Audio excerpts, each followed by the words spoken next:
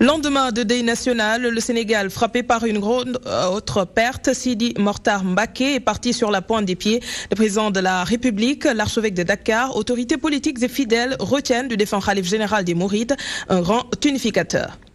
Débrayage du QCM suivi d'assemblée générale ce mercredi. Abdoulaye Ndoye et ses camarades exigent la satisfaction de leurs revendications. Un mouvement d'humeur pas bien suivi au lycée Lamine Gueye. Le QCM observe une grève totale ce jeudi. Changement climatique sur la pêche artisanale. L'Afrique paie le plus lourd tribut alors qu'elle ne pollue presque pas. Le réseau sur les politiques de pêche va apporter des correctifs à cela. Il a fourni des pistes qui peuvent permettre de prendre en charge ces questions. L'avenue Bokiba à hauteur des 6 caps Baobab fait peau neuve. Des arbres ont été plantés. Le site réaménagé pour le plus grand bonheur des riverains et autres usagers de la route. La beauté de cet axe mérite un détour. Vous allez le voir en fin d'édition.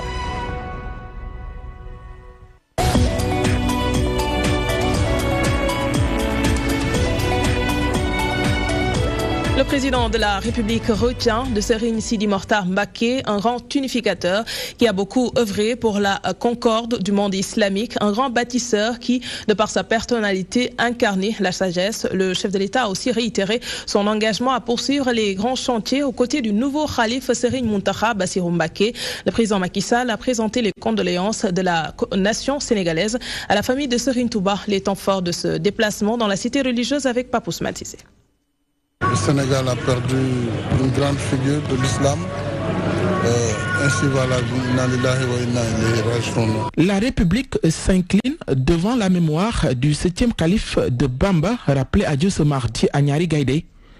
Le chef de l'État retient un Serigne Sidi Mokhtar Mbacké, un grand humaniste. Par sa sagesse, par sa foi, il a toujours su inculquer à la communauté mouride, à la communauté religieuse, de façon globale, la concorde. Serigne Sidi Mokhtar Mbacké était aussi un grand unificateur qui a marqué son temps de par la qualité de son discours. moom lay xeex bëgg lépp leen diine l'islam jëpp tarixa yëpp ne tarixa yëpp di jën ca lay xëy ca lay gont bu ne du ko bàyyi mukk tarixa yi ci réew mi yëpp àndandoo nekk benn. Son discours a toujours été un discours d'apaisement entre les confréries.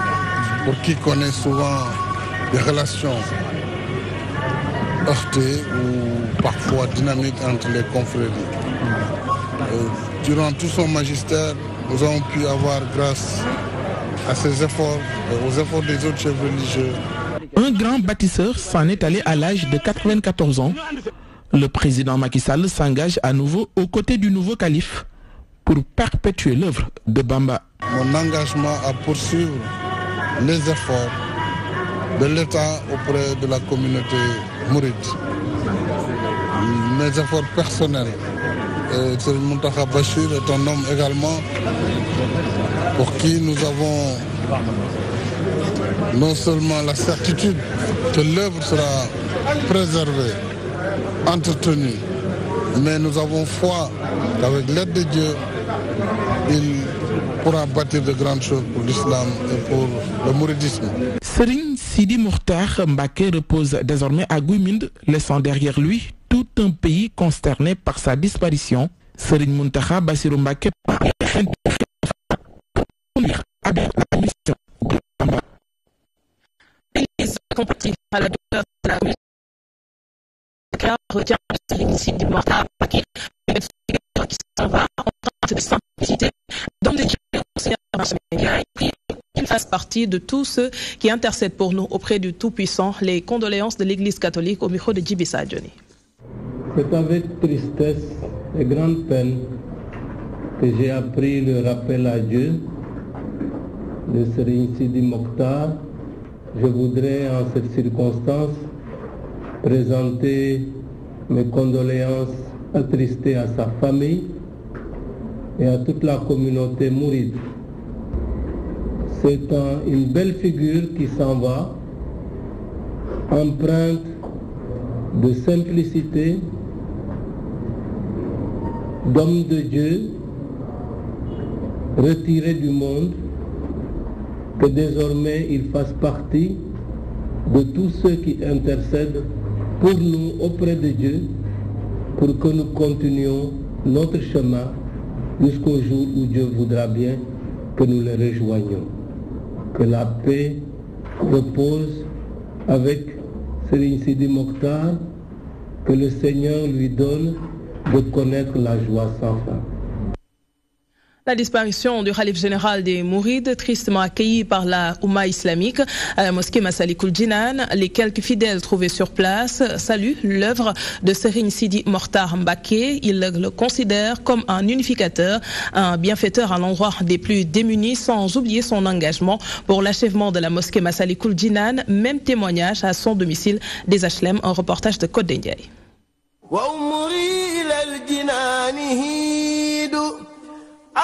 Le représentant du Khalif des Mourides à Dakar avait souhaité l'inauguration de la mosquée Massalikul Jinan en présence de Serigne Sidi Mokhtar Mbacké, mais Dieu en a décidé autrement.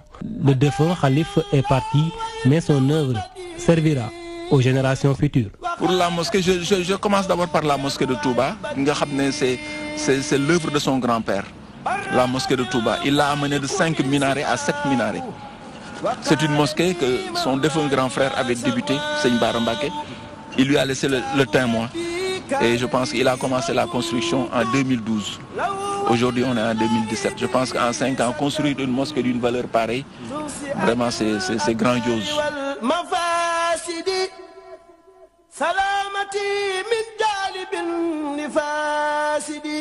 L'homme de Dieu est aussi un grand unificateur. Son œuvre pour l'unité des tarikhas au Sénégal en est un parfait exemple. Depuis qu'il est khalifa, chaque année il amène plus de 50 personnes à la Mecque. Et il laisse les devises, il laisse les nourritures pour les pèlerins à leur maison. Sidi Mokhtar Mbacké, c'était un travailleur acharné. Il était plus récemment, tout récemment, entre Ghana, Touba, c'est là-bas que son père l'avait édifié. Ici, à son domicile des HLM, les lieux sont presque vides, mais le gardien de la maison a salué l'œuvre de celui qu'il considère comme un grand bienfaiteur. Serigne Sidi Mokhtar Mbacké a vraiment été utile toute sa vie durant et il a été vraiment un grand fédérateur. Il s'est toujours sacrifié pour toute la communauté musulmane.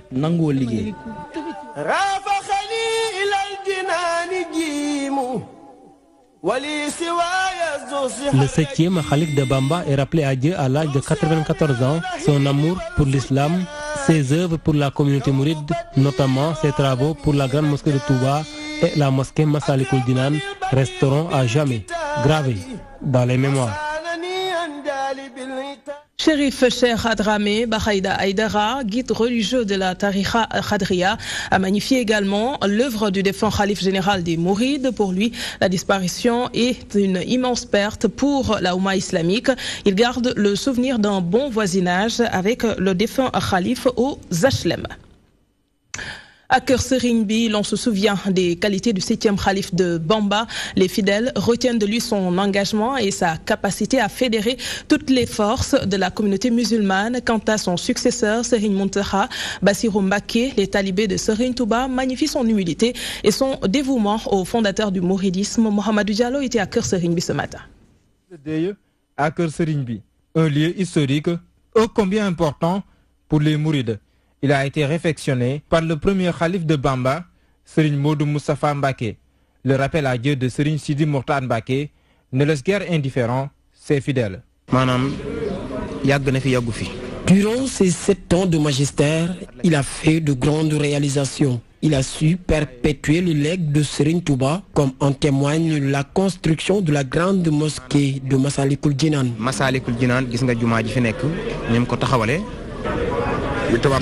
Il était très discret. Beaucoup de gens ne le connaissaient pas avant son khalifa. Les témoignages sont unanimes. Un grand unificateur s'en est allé. Son premier discours nous a beaucoup marqué. Il disait qu'il ne voulait plus voir de distinction entre les différentes tarikhas.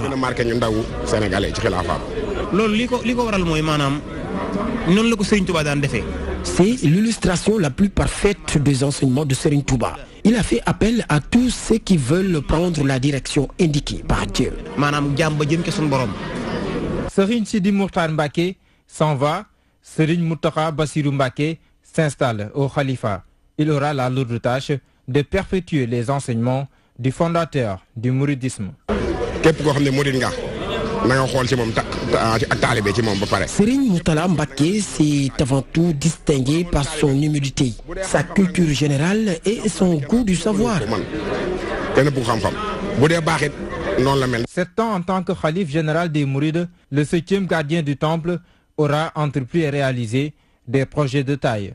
À travers ses hassaïdes, ses fidèles Mourides marquent toute leur gratitude à Serigne Sidi Mokhtar Mbacké. Vous le savez, le successeur de Serigne Sidi Mokhtar Mbacké est Serigne Mountakha Bassirou Mbacké. Il est ainsi le 8e khalife de la communauté mouride. Il est né en 1934 et c'est en 2007 qu'il a commencé à s'afficher en public. En réalité, qui est Serigne Mountakha Bassirou Mbacké? Et Elhadj Moussa Bey nous en dit plus. Ainsi est intronisé le successeur de Serigne Sidi Mokhtar Mbacké, conformément à la tradition mouride. On le nomme Serigne Mountakha Bassirou Mbacké. Du haut de ses 83 ans, il est le plus âgé des petits-fils de Cheikh Ahmadou Bamba Khadimou Rassoul, fils de Mouhamadou Bassirou Mbacké. Le saint homme, dans ses caractéristiques physiques, ne laisse rien à son vénéré père. Un bel homme à la taille moyenne et aux membres bien proportionnés. Ses traits harmonieux, ornés par une barbe blanche bien fournie. Son élégance laisse entrevoir une sobriété dans son habillement, habituellement de couleur blanche, symbole d'un homme pacifique. Retrait de toute mondanité, l'on rapporte que le nouveau calife est sorti de l'ombre en 2007, alors qu'il venait de perdre son frère aîné, Serigne Moustapha Bassirou Mbacké. De là, il succède ce dernier dans l'imamat des prières lors des grandes fêtes musulmanes à Ndiarème et reconduit les recommandations de Porokhane. Il poursuivra également les travaux de la mosquée de Darou Minam entamés par Serigne Moustapha Bassirou. Son dévouement sur le chemin tracé par son grand-père lui a valu la confiance de Serigne Saliou Mbacké pour diriger les prières de la Tabaski et de la Korité à Touba. Sa servitude n'étant plus à démontrer, il est par la suite désigné représentant du foyer lors de certains événements importants de la vie de la communauté. Sous le magistère de Serigne Mohamedou Lamine Bara Mbacké, il accumule de nouvelles fonctions. Il assurera l'interface vis-à-vis des Dara des Hizbut Tarqiyyah et est porté à la tête de la commission d'organisation du Grand Magal. Grand érudit, les guides incarnent aujourd'hui le parfait modèle sur la voie du mouridisme, dont la conduite est une référence pour tous les disciples de Bamba. La DTV s'associe aux différentes condoléances présentées par les responsables de ce pays et autres fidèles. Le groupe Escaf Télécom présente ses sincères condoléances et prie pour le repos de l'âme du défunt khalife général des Mourides. Nous parlons éducation à présent. Le QCEMS en mouvement d'humeur à compter de ce mercredi. Les camarades d'Abdoulaye Ndoye réclament entre autres l'alignement des indemnités de logement, le respect des accords signés par le gouvernement, le paiement des indemnités du BAC et du BFM. Au lycée Lamine Gueye, la grève n'a pas été bien suivie. L'administration explique les absences à cause du rappel à Dieu du khalife général des Mourides. Voyons cela avec Djibissa Adjoni. 11h au lycée Lamine Gueye, dans l'enceinte de l'établissement, des élèves constitués en groupe. L'engouement n'est pas le même qu'avant, mais l'ambiance est de mise. Du côté des apprenants comme de l'administration, le débrayage du QCEMS n'a pas été bien suivi. On a fait tous les cours. On a fait en premier le cours d'allemand et en second le cours de EPS. Non, au niveau de notre école, les cours sont réguliers. On ne sent pas bien les grèves. Oui, aujourd'hui on a fait nos cours français, anglais et mathématiques. À partir de 10h, il y a beaucoup de classes qui fonctionnent. Il y a d'autres classes qui n'ont pas fonctionné, notamment les secondes S, les premières S et les terminales S. Toutes sont en train de travailler actuellement. Ce mouvement d'humeur des enseignants du QCEMS coïncide avec la disparition du khalife général des Mourides. Le censeur du lycée Lamine Gueye justifie certaines absences des potages par ce deuil. Il n'y a que dans les séries littéraires, dans les séries L, que quelques classes ne fonctionnent pas. Et là aussi, on n'en connaît pas très bien la raison à cause de la disparition du khalife général des Mourides. Plus loin, il invite toutes les parties prenantes à s'asseoir autour d'une table pour arrondir les angles. Je crois que les uns et les autres ont intérêt à apaiser l'atmosphère à l'école, à motiver davantage, n'est-ce pas, les enseignants, parce que tous ces mouvements-là sont dus en fait à des problèmes de sous, à des problèmes matériels la plupart du temps. Débrayage ce mercredi du QCM suivi d'une grève totale prévue ce jeudi. Ces enseignants réclament entre autres l'alignement de leurs indemnités de logement, le respect des accords, le paiement des indemnités du baccalauréat et du BFM. Le secteur des transports vers une perturbation. Le syndicat démocratique des chauffeurs du Sénégal menace d'aller en grève en février prochain si leurs revendications ne sont pas satisfaites. Parmi celles-ci, la suppression totale du laissez-passer, la diminution du prix du péage, la revalorisation du livret de conduite du taxi, entre autres. Le syndicat démocratique des chauffeurs du Sénégal a fait face à la presse ce mardi. Yamakoli était sur place. Le syndicat démocratique des chauffeurs du Sénégal vient de déposer un préavis de grève. Ses membres déplorent la négligence des autorités dans la prise en charge de leurs revendications. Nous avons déposé une plateforme revendicative déclinée en 14 points au niveau du ministère de tutelle. Cela depuis le 25 octobre 2017. Mais jusqu'à présent, nous n'avons pas de réponse. C'est la raison pour laquelle nous avons décidé de déposer un préavis de grève. Et si rien n'est fait, notre syndicat ira en grève les 8, 9 et 10 février prochains. Une plateforme revendicative déclinée en 14 points, parmi lesquels le problème des taximens, de l'aéroport de Dias et les tickets du laissez-passer. Depuis l'ouverture de l'aéroport international Blaise Diagne, les taximans sont souvent confrontés à des difficultés. Le problème d'accueil et celui de la place réservée aux taximans nous inquiète. À cela s'ajoute la pression exercée par les forces de l'ordre. Une alerte pour exprimer le ras-le-bol. Une plateforme déposée au niveau de le ministère de tutelle depuis le 25 octobre 2017. Ce syndicat appelle les autorités à la table des négociations. Ses membres menacent d'aller en grève au mois de février si rien n'est fait. Yamakoli, nous restons avec vous. Le secrétaire général du syndicat démocratique des chauffeurs du Sénégal a profité de ces tribunes pour décrier les nombreuses difficultés rencontrées par les automobilistes au niveau du centre de contrôle technique. Selon son secrétaire général, il y a une arnaque derrière. Modou Ndiaye invite l'État à décentraliser le service. Le voici. Le centre de contrôle technique ne joue pas pleinement son rôle. Il ne fait qu'arnaquer les transporteurs. Le gouvernement doit prendre toutes les dispositions nécessaires pour que la visite se fasse dans les conditions requises. Hier, j'ai entendu quelqu'un dire qu'un nouveau centre de contrôle va s'ouvrir à Mbao. Mais c'est seulement réservé aux voitures de moins de 8 ans à 10 ans. Pour moi, cela n'a pas de sens. Il faut que chaque région du Sénégal dispose d'un centre de contrôle technique.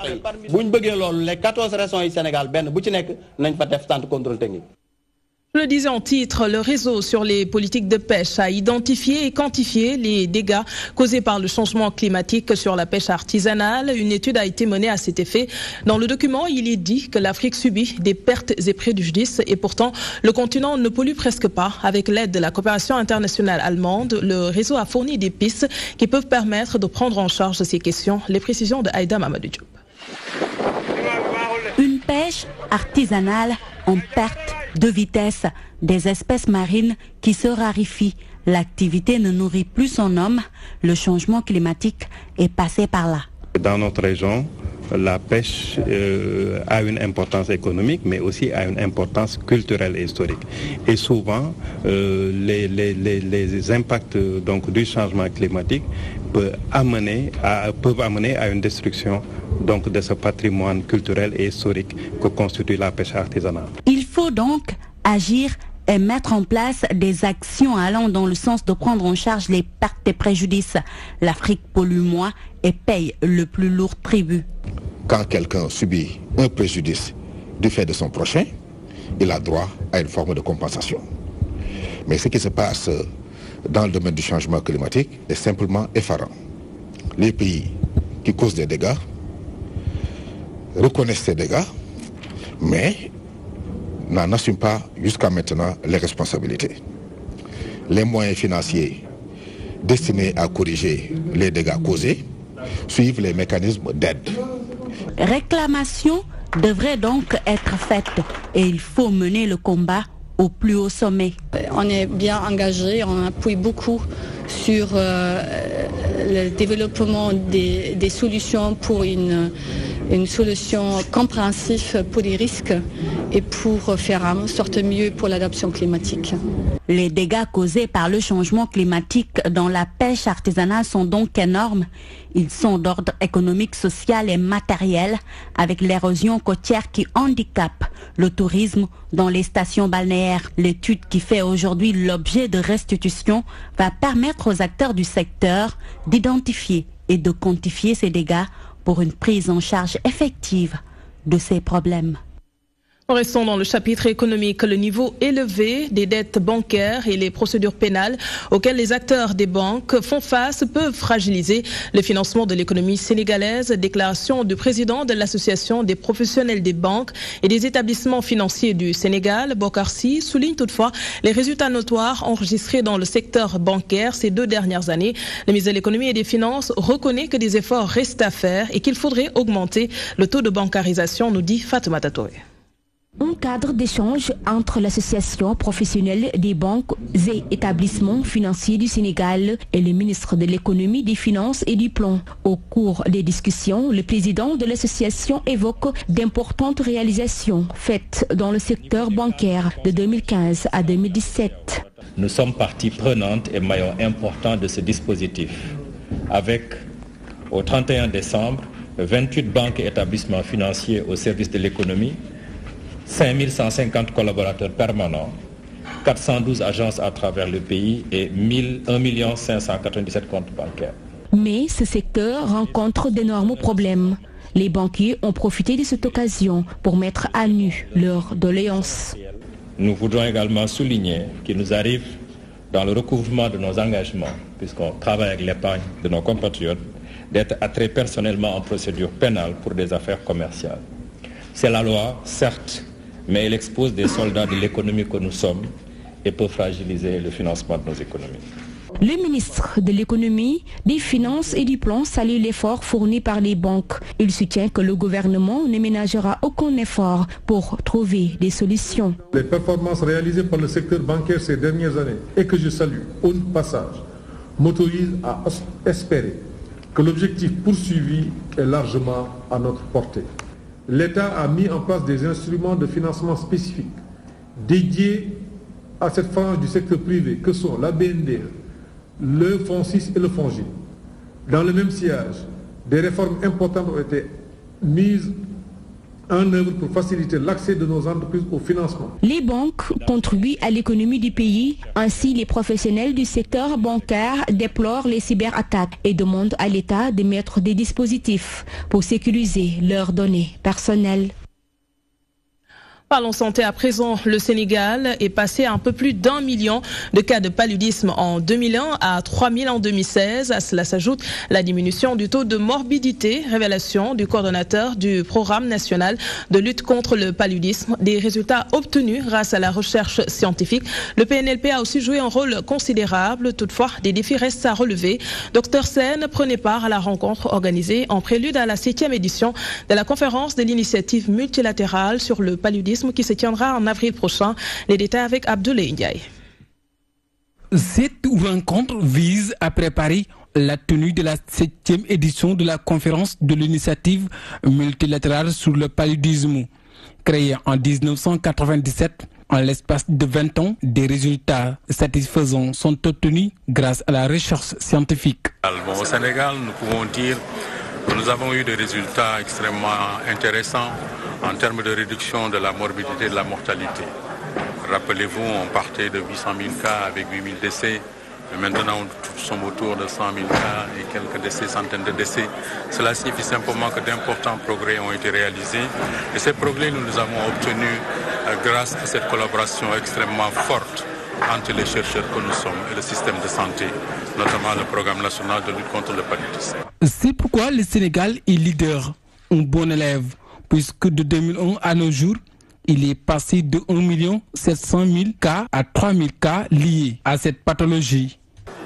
Je peux partir de 2001, où tantôt le professeur l'a rappelé, on parlait de plus de 1 700 000 cas pratiquement par an au niveau du pays. Mais en moins de 20 ans, ces chiffres ont considérablement baissé. Et jusqu'à l'année dernière, on était à presque 300 000 cas pour tout le Sénégal. Et ça, grâce à la science, grâce à la recherche qui nous a permis d'obtenir aujourd'hui ces résultats. Toutefois, des défis interpellent les autorités, notamment ceux liés d'ordre financier. Les défis à relever, c'est les résistances, les résistances du parasite aux médicaments, les résistances du vecteur également aux insecticides. Je pense que ce sont deux grands défis majeurs. L'autre défi, c'est le changement climatique. Changement climatique, changement environnemental, mais également les problèmes démographiques, mais également les problèmes de financement constituent un important défi.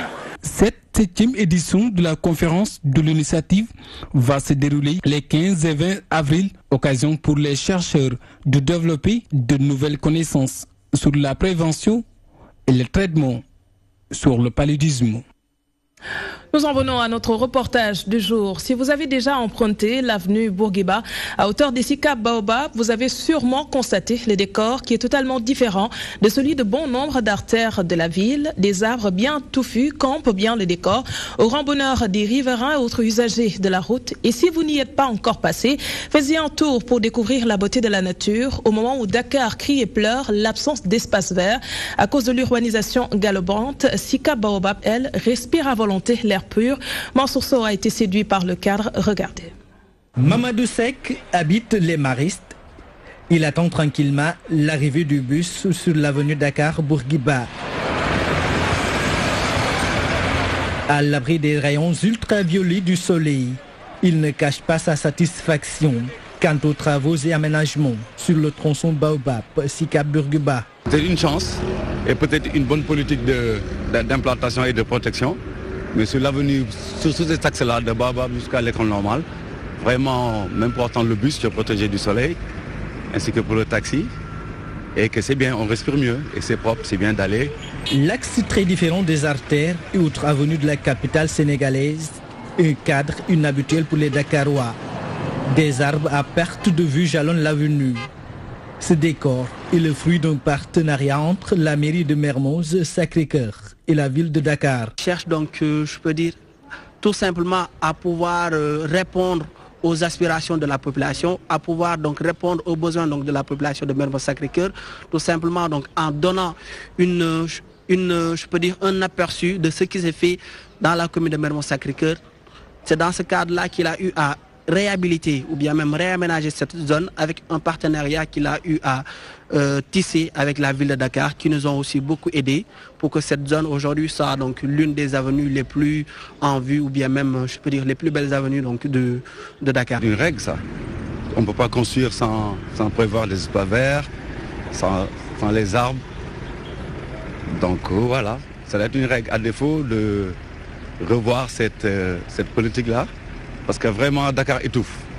Avec la pollution et tout, c'est très compliqué. Un exemple donc à suivre et à